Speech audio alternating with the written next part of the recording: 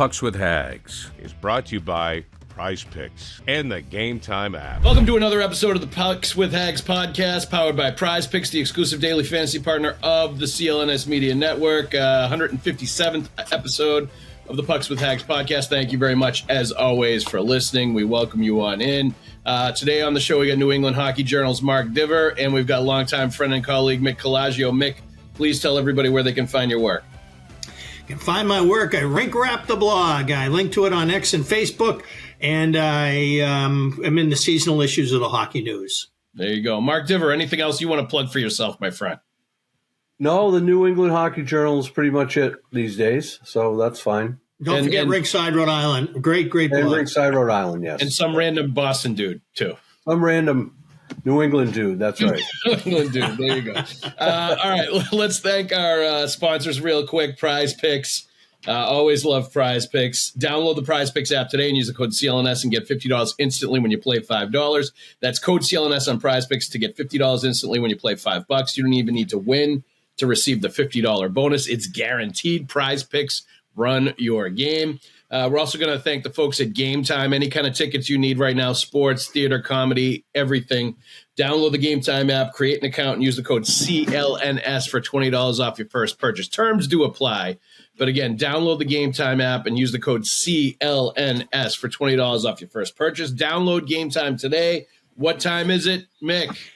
Game time. Game time. I knew when Mick was reaching down, it was for something to get ready for the Game Time prompt. 6970 stub, Pittsburgh Penguins. There you go. Mick is always ready with an old school Game Time ticket stub from before when I was born. I'll have to dig deeper into a vault next time and make sure I'm well prepared to show a variety of these little buggers. No, 6970 is a good one. That's like the year my dad graduated high school. That's the 4 or 5 years before I was born. That's truly old school, The Mick. year Mike Milbury graduated high school. There you go. That's a good graduation year. Very good. All right, let's get into it. 6-game losing streak. Lots of different sort of losses here. I feel like the arc of this losing streak, Mark, has been first couple games they couldn't score, just didn't have enough offense, lost pretty well played games, but had one goal, lost to good teams where it went all the way down the wire. I felt like after that, the players tried to make a correction where they loosened things up a little bit defensively to try to score a little more. It turned into a couple of games that were entertaining to watch. There was a lot of goals. They still lost those games. Then we saw an absolute just dud against a much better team against the Oilers, where I think all the chickens came home to roost. Everything that they were doing wrong really came back and slapped them upside the head. And maybe a little bit of a wake-up call of where they are in the NHL pecking order right now, going against an Edmonton Oilers team that just dominated them from beginning to end. And then we have the last game, which I thought was pretty good, but again, pretty good effort, but highlighted the lack of offense that this team has, the lack of ability to overcome some mistakes, because every mistake is critical and crucifying the team because they can't score enough to overcome them.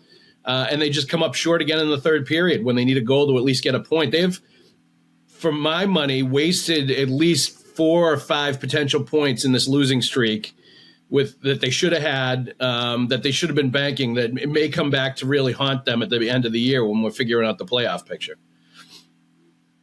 Yeah, I mean, I think, the bottom line to me is that they're just not a very good team. They can rev it up some nights and compete with good teams. Other nights they're just clearly outclassed. I thought last night, hey, if they play 3 periods like they did the third period, then maybe it's a different outcome. But the kind of that lack of consistency has been biting them all along at times. So I think we know what they are now. This is what they are. It seems to me, and it's not a very good team at this point. And I don't. So what do? I don't know. You can't. I don't think you can trade your way out of this. I think it is what it is for this year. Maybe you can sneak into the playoffs, but even that lately has been kind of in doubt. whether that could even happen. So not good. Yeah, I mean, they've been allowed themselves, or kind of probably been in a little bit of a state of denial over the last few weeks based on the teams that they played in December that weren't great, where they piled up some wins and some points, where they were in the standings because they were in the top 3 for a long period of time. But that's at least in big part because they've played like 5 or 6 games more than the Lightning have, and they've played, 3 or 4 more games than the Ottawa Senators have. And once all those things even out the schedule, you feel like unless the Bruins are able to, really make hay with those Lightning games, that they're going to be in trouble with the games in hand when that shakes out. And I think this last 6 games is when reality should be setting in a little bit with this team on what they are and who they are. And if they're going to win, they're going to have to play lockdown defense and not make a lot of mistakes and, rely on some of that. Plus opportunistic offense in order to beat teams like 3-2, 2-1. And that's going to be hard to do consistently against really good teams. Like the road is going to be very difficult in the second half for this team. Mick, your thoughts on just the losing streak and what we've seen so far and what Mark and I were just saying. The game in New York, I felt like those 2 points are the ones that are going to be right at the top of the list of points that they left on the table that will come back to haunt them. This team misses the playoffs, and that's the way they're trending. Then, to me, that game, amidst this situation and that road trip, the most available 2 points of it, and they stunk.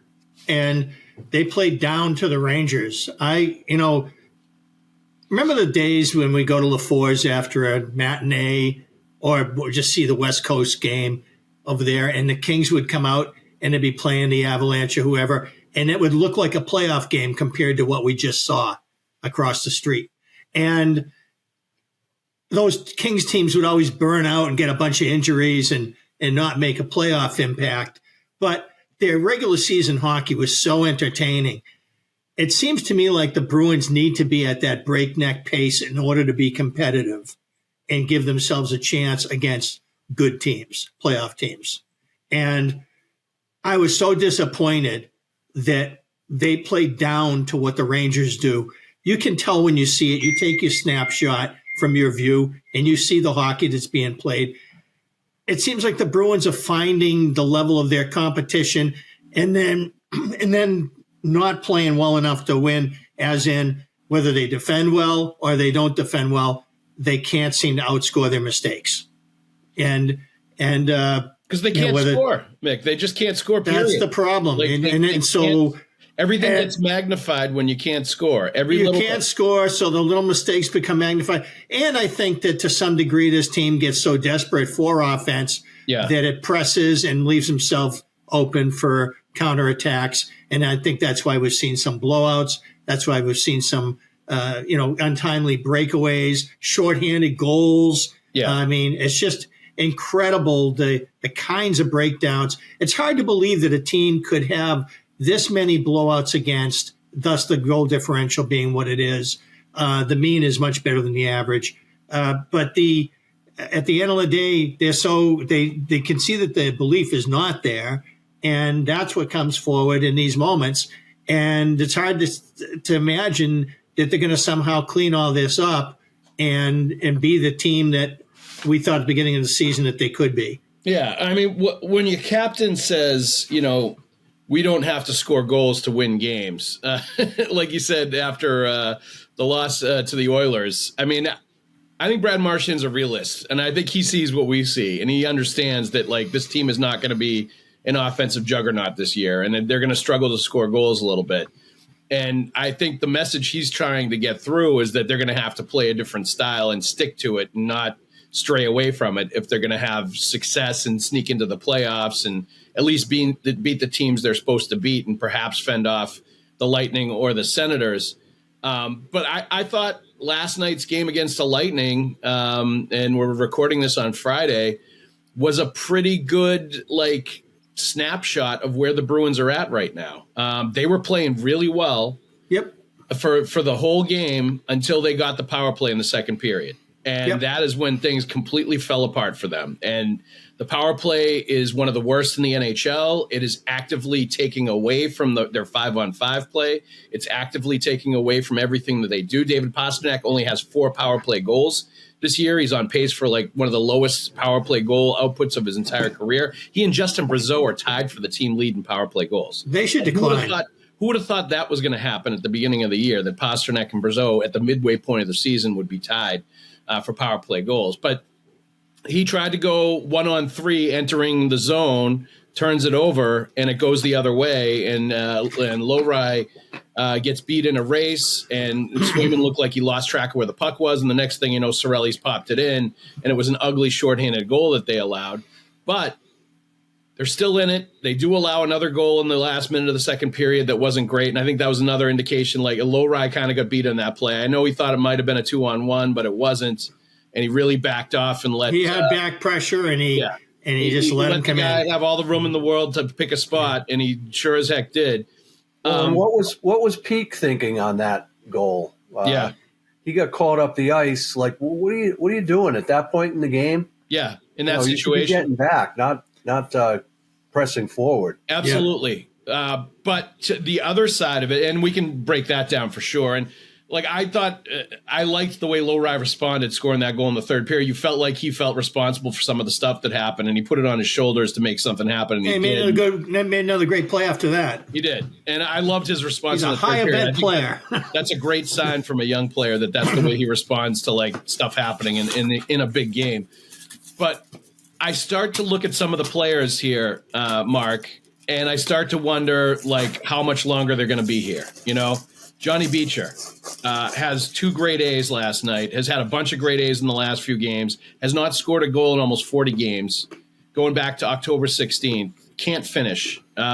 Even worse than Daniel Paille disease. And I always equated him to Daniel Paille because the speed and the way he played are going to put him in good spots to have scoring opportunities, but he can't score.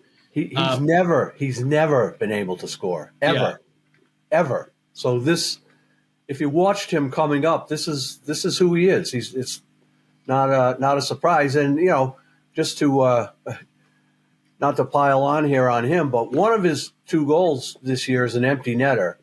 The other one, if I'm not mistaken, went in off his shin pad. Yeah, shot from the point. So there you have it.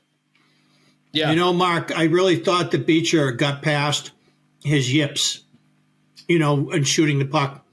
But and I don't think he was becoming Mick. I just think he can't score. Like it's not something that's in his head. I don't expect a certain number of goals, but I feel like he's starting to become the player I remember from Providence who gets gun shy in a shooting position. He's passed up a couple chances recently that reminds me of the Johnny Beecher who could not make this team.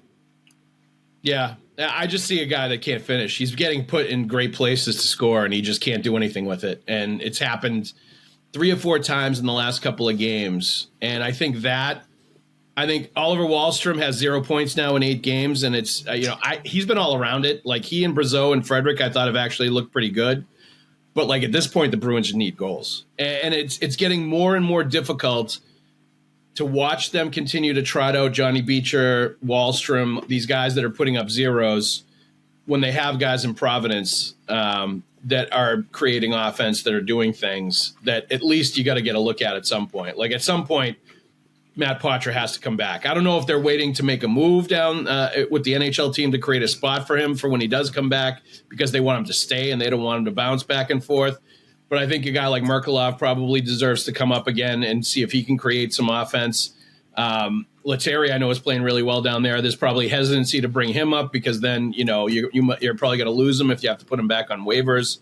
But I really think they're getting to a point where unless they're ready to pull off some big trades, they've got to make some changes here to see if they can get some offense from other players, Mark. Well, as far as Merkulov goes, I mean, the power play in Boston's a disaster. It seems to me, why not bring Merkulov up, plug him in on the power play, and see what happens? Can it get worse? I would say no, it can't. No. and you know, here's a guy with a creative offensive mind that just might be able to thrive in on the power play with, kind of like-minded players and players with the skill maybe that certainly exceeds the guys he's playing with in Providence. But what do you got to lose? What do you got to lose?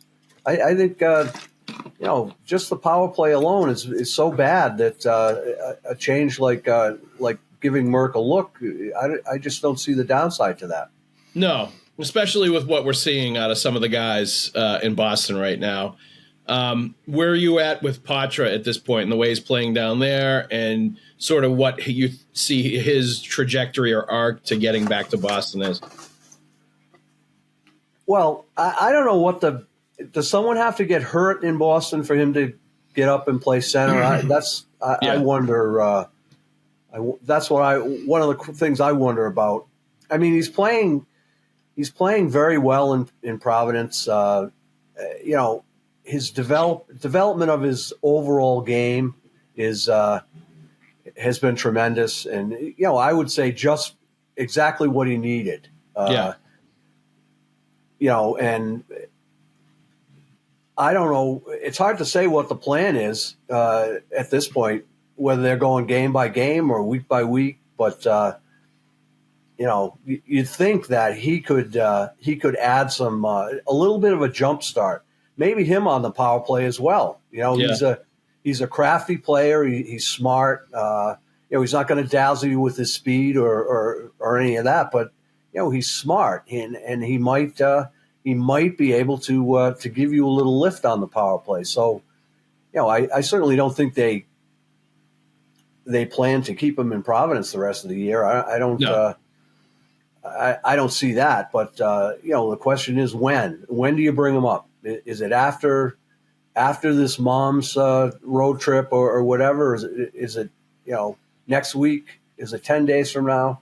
I don't know. But he certainly could do no worse than some of the guys who were wearing the Boston sweater night after night lately. Yeah, it would be awkward if you suddenly get pulled out of the lineup when your mom is there on the trip. It would. I didn't even factor that into my equation, Mark, when I was thinking about all this. But you can scratch the mom too. Yeah, that would be a bummer of a mom's trip for whoever that mom would be. Traitor. I can present her with a different jersey. Mick, your thoughts on this? Where I think it's getting more difficult to justify trotting the same players out there for zeros and for not enough in the third period to at least push it to overtime.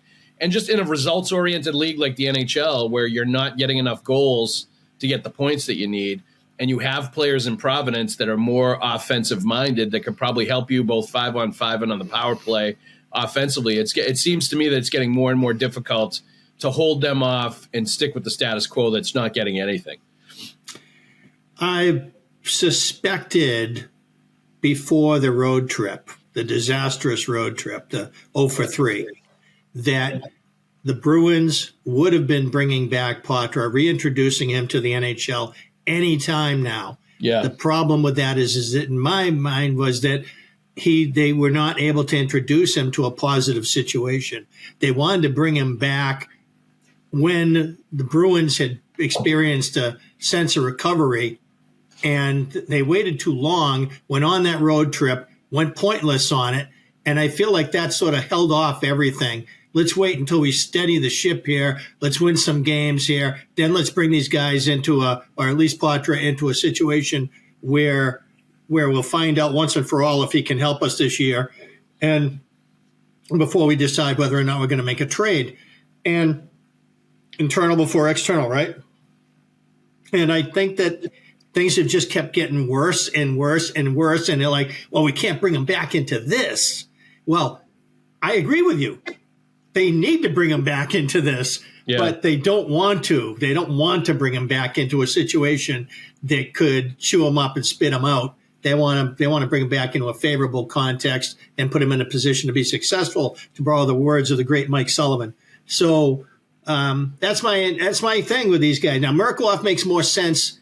He's further along in his career. His ceiling is lower than Patra's. I love the idea of Merkulov bringing him up and put him in on the power play just to see if they can get some goals here, and just to take something that's been such a blatant negative in their game and turn it into something average. That'd be nice. And Merkeloff's been playing wing for several weeks.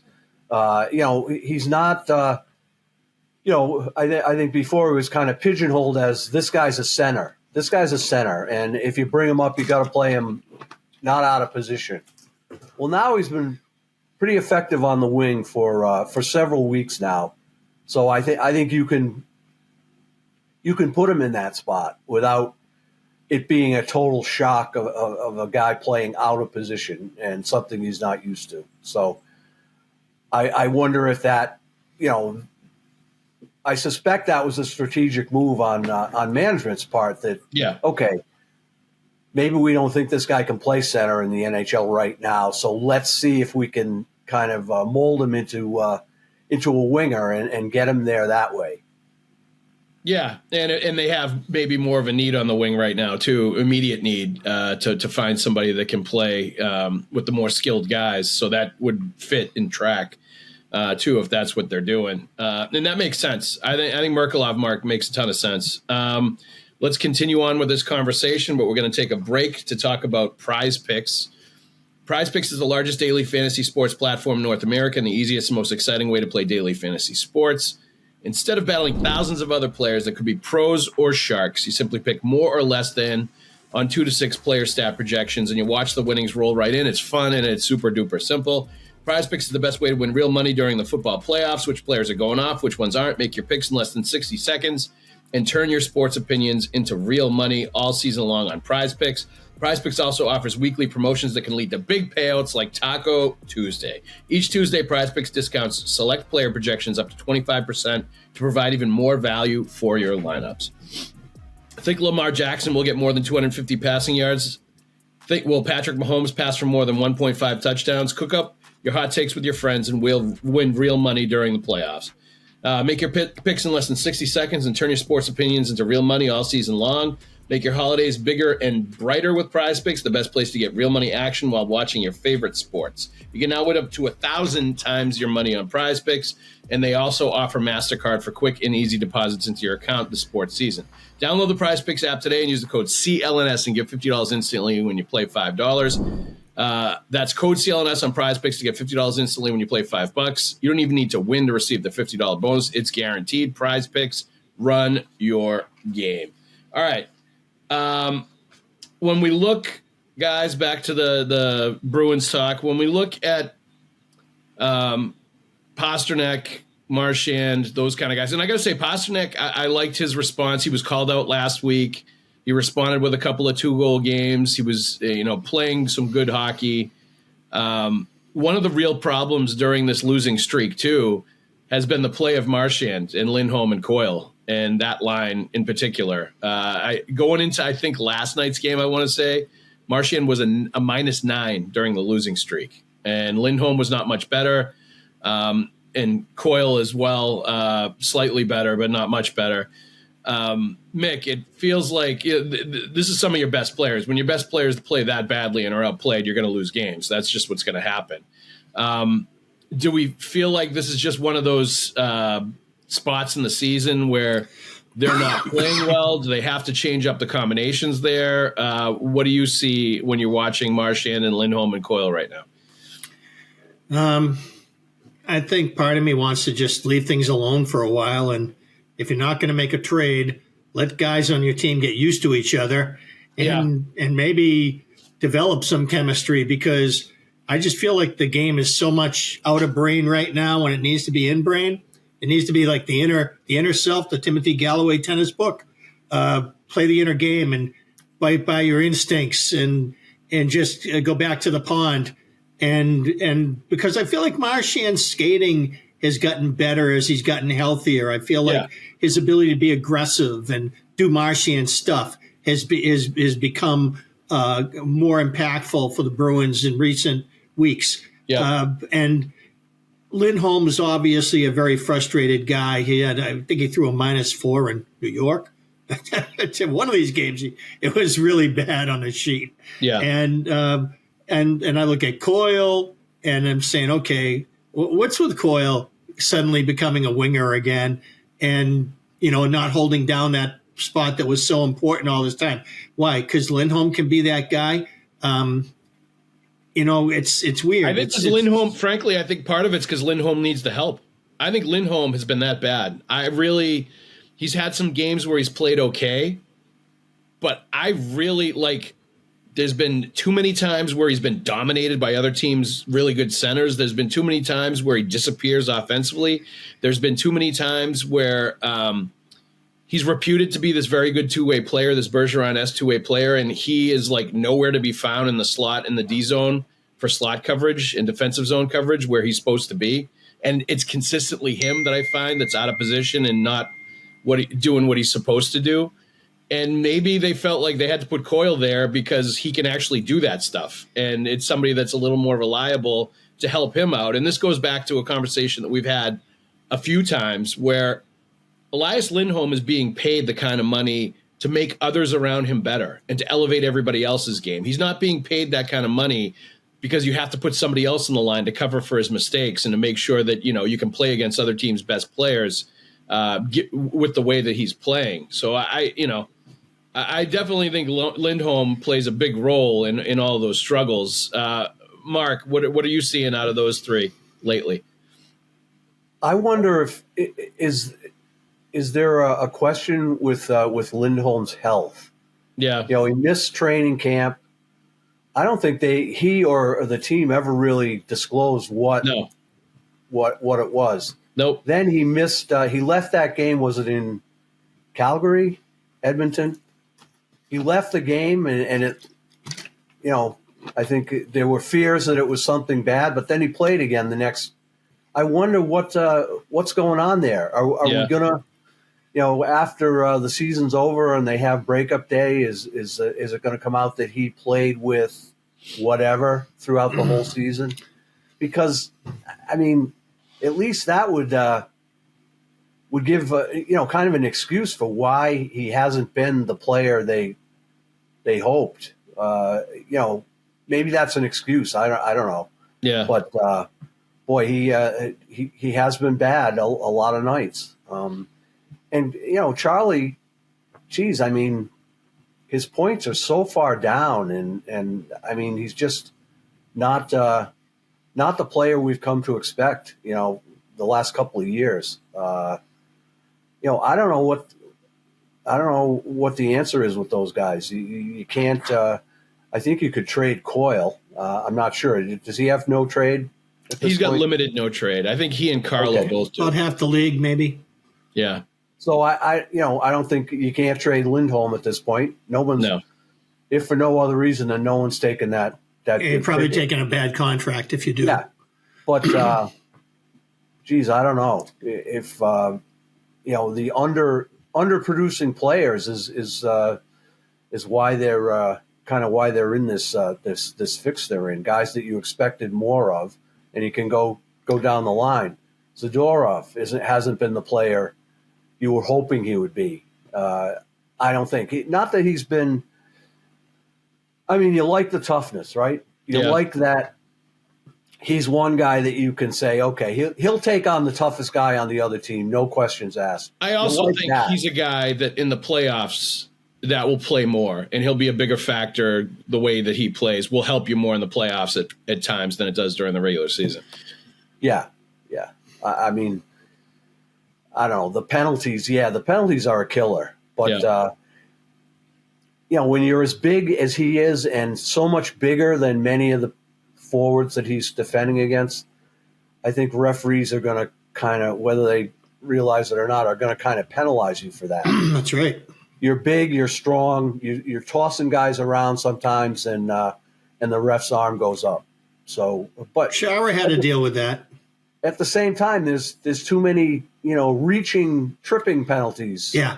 I'm not taking him off the hook at all for the penalties, but some of them at least are because he's so damn big.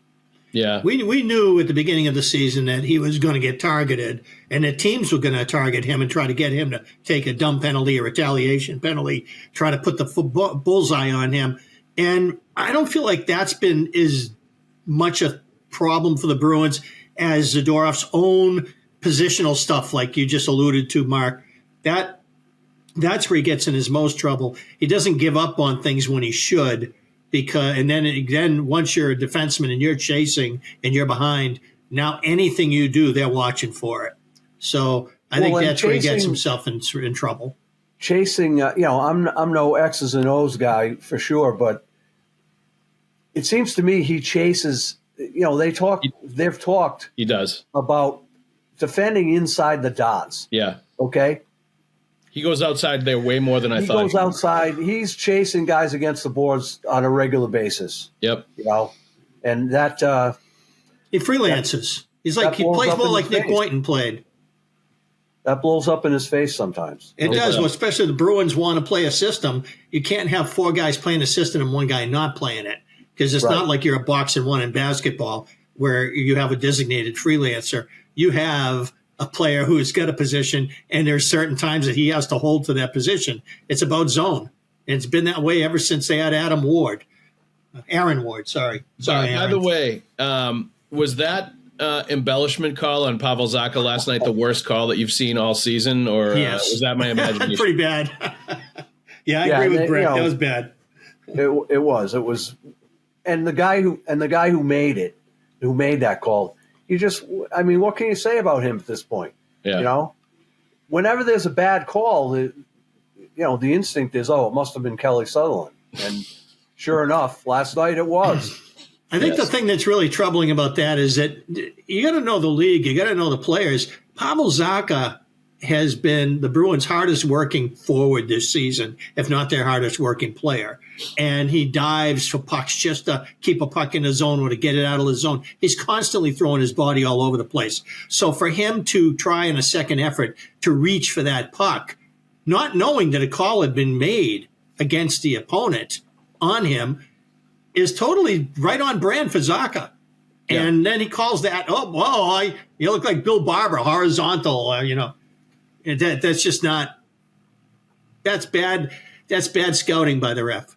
Yeah. Well, and I think I think Andy Brickley alluded to the fact that why wouldn't the refs get together after that and at least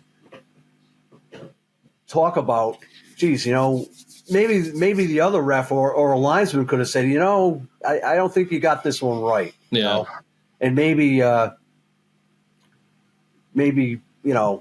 wash out the Zacha call and stick with the first call. But at this point, Sutherland's one of the most senior guys in the league. I got to think, though, right? So, of course. So I'm sure the other guys are hesitant to go against him. Yeah, I'm sure that's the case. Yeah, I gotta think. It gives me no pleasure to do it, sir. There's definitely some of that going on as far as upstaging or overruling the senior guy.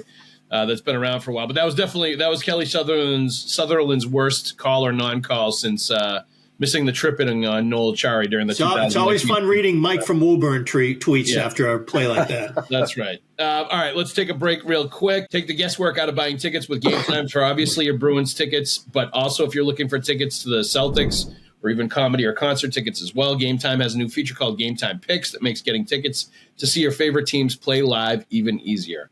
Game Time Picks filters out the fluff to show you only incredible deals on great seats so you don't have to waste time searching through thousands of tickets.